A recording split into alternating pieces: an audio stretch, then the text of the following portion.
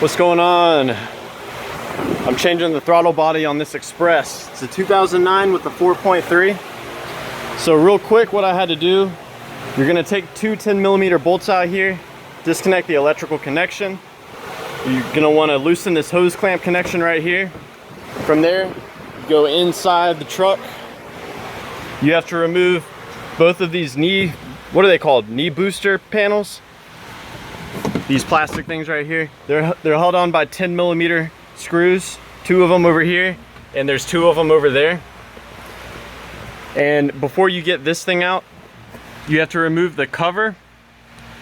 There's a total of 4 10mm screws that come in from the front. You have to open this little thing. As far as this cover itself, there's just these little clamps here and here.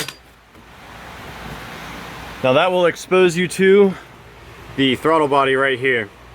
I used a screwdriver on the clamp there to get that up and out of the way. And then there's an electrical connector you have to disconnect. That's it right there. Now the rest of it is held on with 4 10mm screws.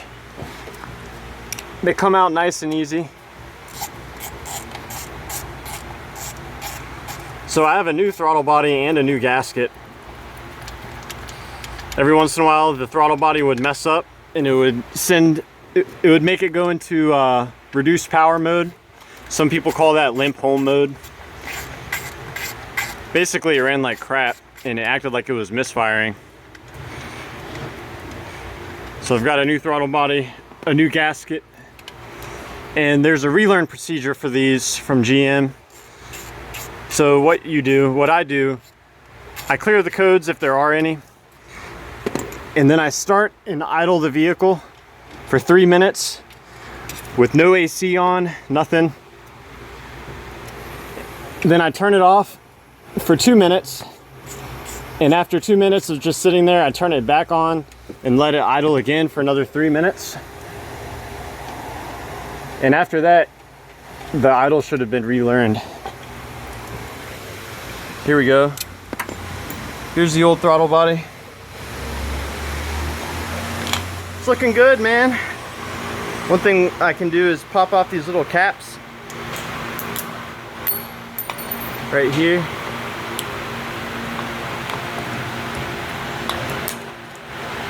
It's hard to do one-handed. I've got the clips off. So this plastic piece comes right out. You can see there's a couple of things going on. The connector goes into here. This side of it, there's actually a position sensor right there. It's keyed into the actual plate itself. When you open and close the plate, it moves that, which moves the sensor. There's also 2 pins here. Those just go to this servo motor. So this servo motor goes and it will just change the position of the plate, and the feedback is through this part here. Sometimes you can further disassemble it, take apart the servo motor and find problems in it, or you can feel it binding. I think a lot of times the malfunction is in this side of it though. You can pry this plate off and see what's going on. But yeah, that's it. That's basically how you change it. Be sure to change the gasket, clean everything up, do the relearn, and you should be good to go. Just in case you guys were curious, I popped this plate off. You can see the sensor. It looks pretty standard to me.